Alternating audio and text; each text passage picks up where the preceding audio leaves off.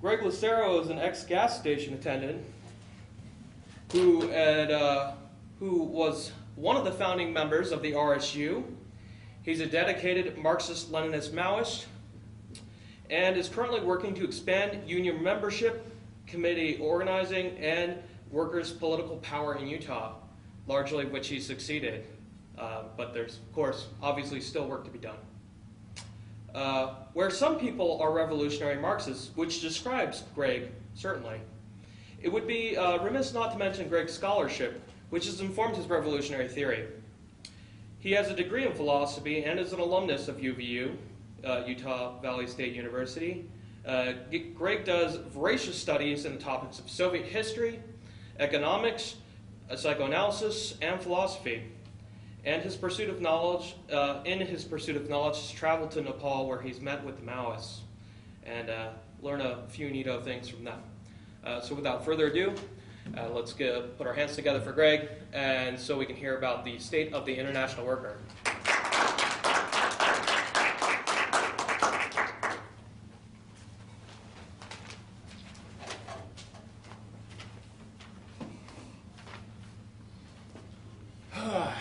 Well, of course, as I start, I would absolutely love to thank Jacob, who is the head of our conference committee and did all of this hard work putting this event together. And of course, thanks for Paul for his wonderful introduction. I hope you'll forgive me. This is about the state of the international worker, and I hope you don't feel that it's too self-indulgent for me to include a little bit of my own story in it. Perhaps this is just a failing of my ability to reason, but I see my own story as caught up with the international worker and his or her struggles. So what is the state of the international worker? Well, one has to look no further than our own country to see at least its general state. Barack Obama has been elected president, and what included a wave of hope and optimism has led to bitter disappointment. We find the United States still engaged in some of the worst acts of imperialism, both directly, indirectly, and with a threat of the rest of the world. We are still in Iraq, where in the most conservative estimates, over 100,000 Iraqis have been killed. We continue to fund a bloody war of choice and aggression. We continue to kill our brothers and sisters in another country. We continue to exploit the resources of a sovereign country, and we continue to prop up a puppet government built only to serve American interests. He promised us that we would be out of Iraq in a year. And now we have no end in sight for this bloody imperialist war.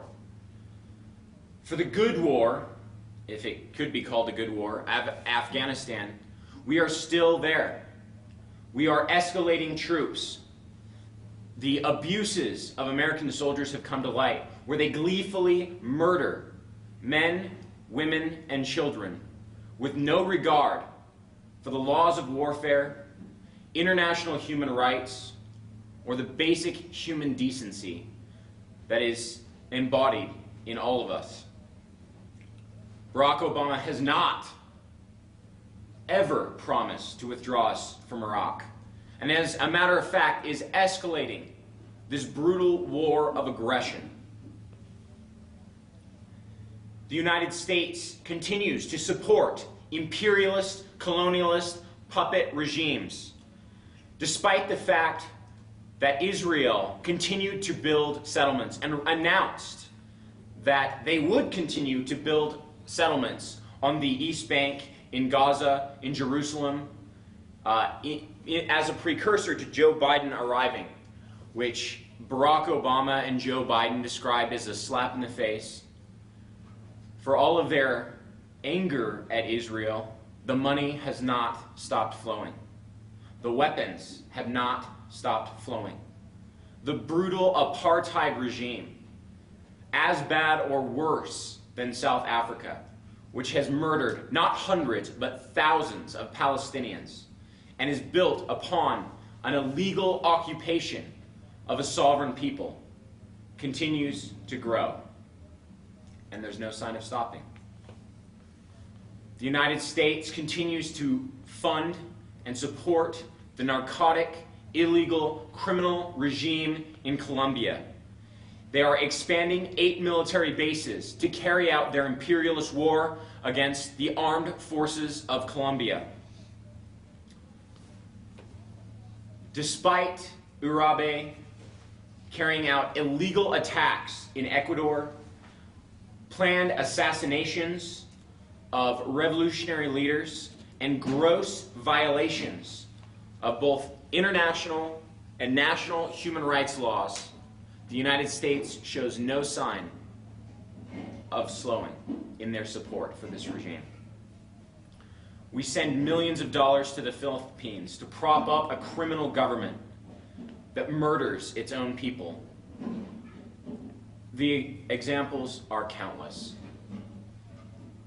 For all of the ill of George W. Bush, at least you knew where he stood. Barack Obama is just George W. Bush with a more human face.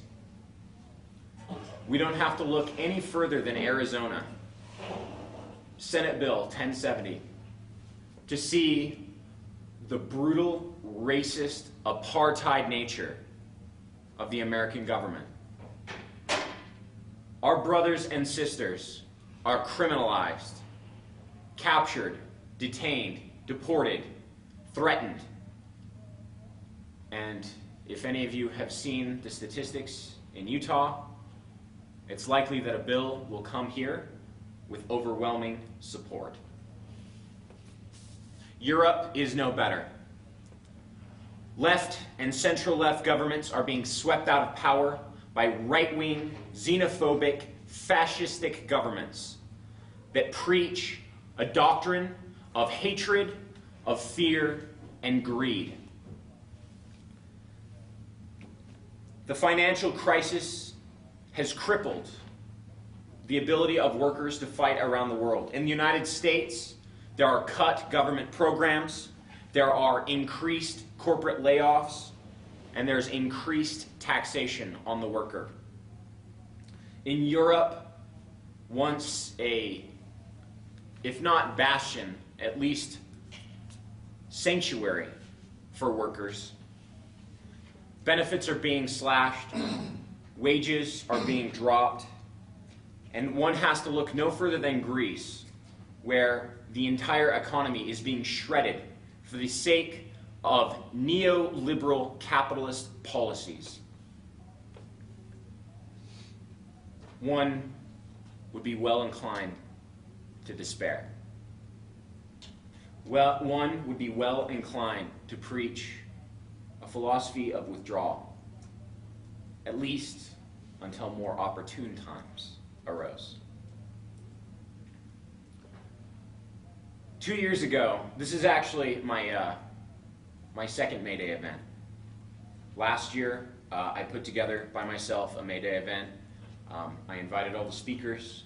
I paid for everything out of pocket. And of course, I'd like to thank John Goshert, because this is the second MayDay event that he's been to. He was willing to help me out before that.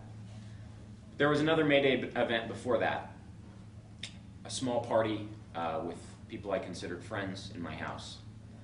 And I gave a speech similar to what you heard. I said, you have to keep in mind, this was going on years and years and years of George W. Bush as president, and I gave a pretty despairing speech. I told people, yes, of course, reaction was prevalent everywhere, and odds are we wouldn't see any increase, we wouldn't see any progressive movements. But of course, to keep a moderate amount of hope because of Nepal and Venezuela. And what I've just said to you is essentially the same thing, that we are in a state of absolute despair. And this is a feeling shared by most leftists, at least in the United States. But that's only half the story. There are also revolutionary struggles not just being carried out, revolutionary struggles that are being successful. Probably the most famous one is Venezuela. The United States is threatening Venezuela with invasion. Part of the reason that they fund Colombian imperialism is so that they can check the Venezuelan workers. The United States has reactivated the Caribbean fleet and is conducting operations off the coast of Aruba, which is just a few miles off the coast of Venezuela, in order to threaten Hugo Chavez. But that's just it. All they can do is threaten. They are a paper tiger. Venezuela has engaged in massive projects of wealth redistribution from their vast oil reserves. People who had no future are now being given hope. Despite the media narratives of Hugo Chavez centralizing power in his control, he has begun constitutionally turning over more and more power to village, worker, and community councils. The United States, Barack Obama and Hillary Clinton have accused Hugo Chavez of running guns to the Revolutionary Armed Forces of Colombia, the FARC. However, we know where all of those weapons have gone. Just a few weeks ago, Hugo Chavez gave a speech to the workers and people of Venezuela, where he declared the power of the People's Militia. 45,000 AK-47s have been turned over to the men and women of Venezuela to defend against any imperialist aggression. Where before Hugo Chavez was deposed in a coup by the military with not a word, it was only through the support of the unarmed protesters that he was returned to power. There will be no second coup. The people of Venezuela are armed, and they are strong, and they are defiant. Today, a world away, people had filled the streets. People are still in the streets of a small South Asian country. Nepal, just 10 years ago, was ruled by an iron-fisted king. But today, the Maoists, demonstrating for their democratic right to control their own destiny, are posed to topple the corrupt, neoliberal, and revisionist regime. They have not fired a shot, but their revolution is heard just the same. Their leaders were hunted, brutalized, tortured, exiled, broken. But today they stand proud, defiant, against the imperialism of India and the United States. The Constitution is set to be written for Nepal by the 26th. The Maoists have illegally been removed from the government, illegally removed from the constitutional process, all for the sake of progress. But there's been no progress, because the people of Nepal support the revolutionary Maoists. They support the struggle for equality. Nepal, a small South Asian country that 10 years ago had a king, a literal king.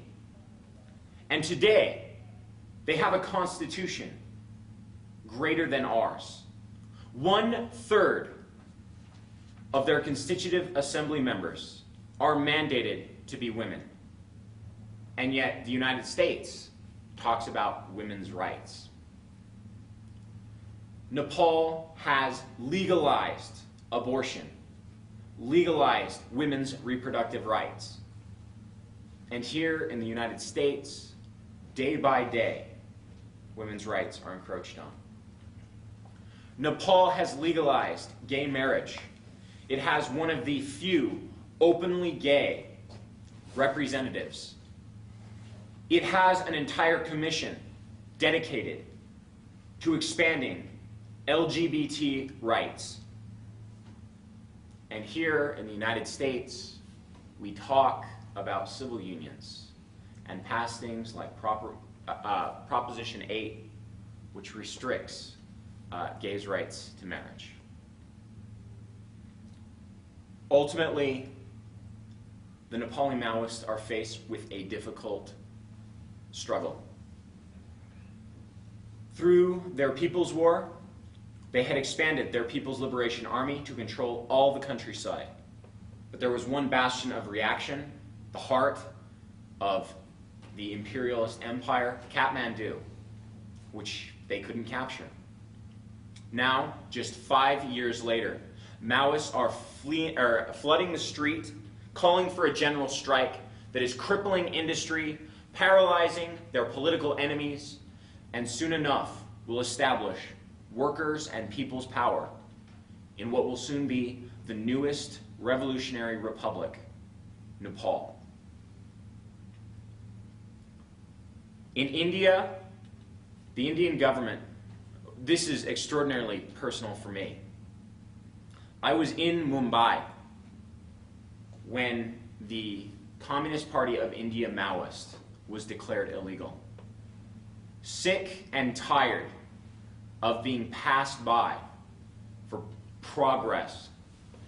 Their homes burned, their women and children raped and murdered, all for the sake of bauxite mining. They were sick of the promises of politicians, not to give them a better life, but just to stop the horrible crimes against humanity committed against them daily. And so I saw where they had had enough. They had burned the Communist Party of India's headquarters. They had blown up several cell towers. And the Indian government had declared their party illegal.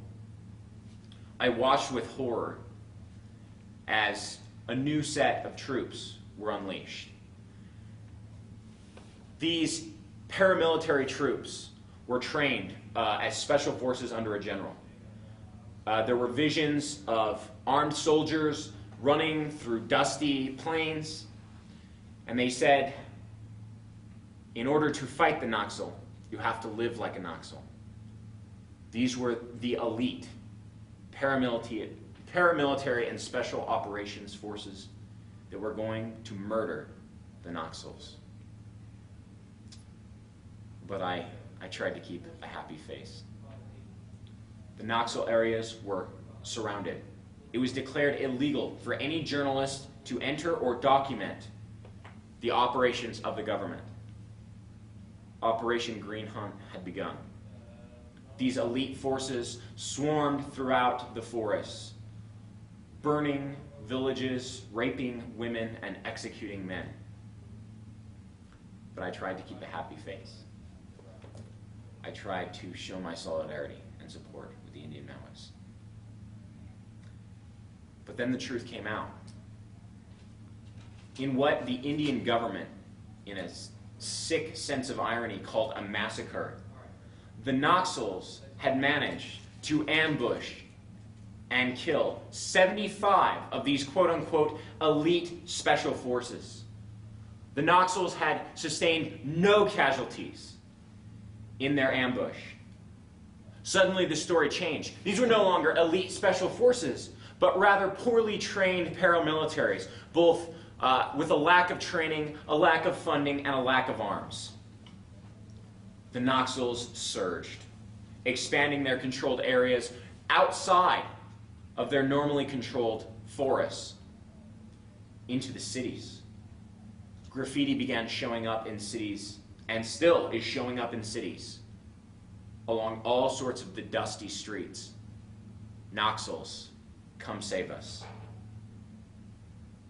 If India continues along its path, it will be the most populous, revolutionary, communist government in the history of the world. Just 200 years ago, communists were lucky to have the Paris Commune, which lasted only a year. The collapse of the Soviet Union, the revision of the People's Republic of China, and the dissolution of the Eastern European states was a blow against the workers. For all of their problems, they at least provided a base for workers' struggles around the world.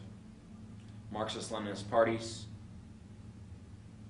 revised their plans to be a simple conscience of capital. They disintegrated, they disbanded, they lost hope. But there are still lights burning among the world.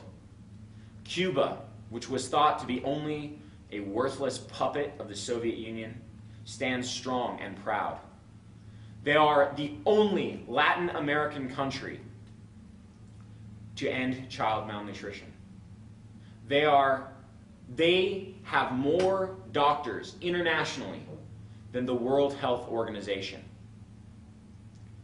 And just 70 miles off the United States coast, they are still subject to embargo, they are still subject to threats, and they are still subject to open terrorism supported by the United States government.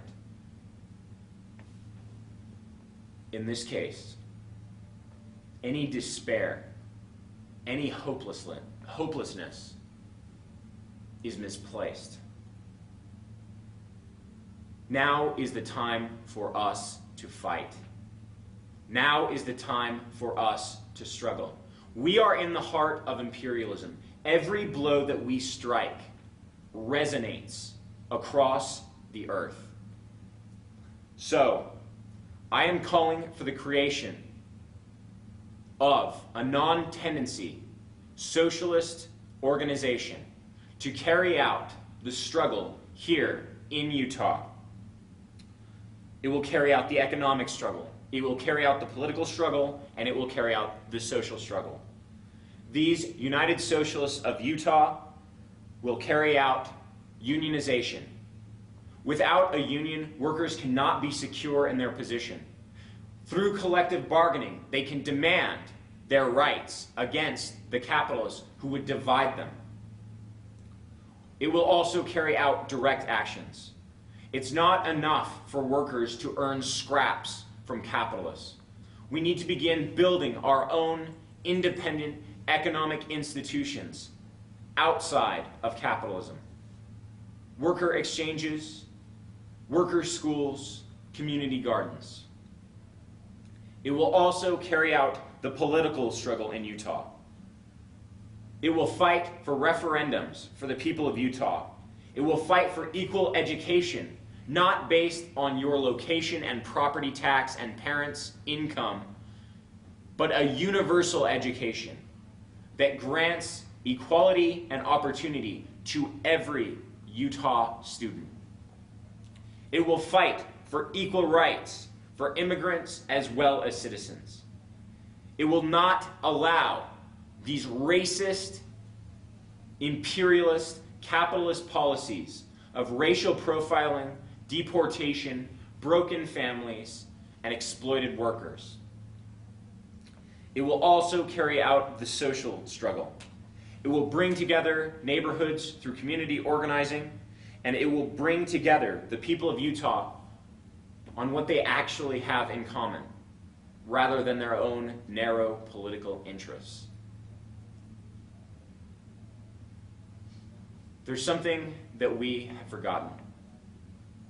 We've forgotten what it's like to be strong. We've forgotten what it's like to have power. But we need to remember that we must dare to fight, and we must dare to win. Thank you.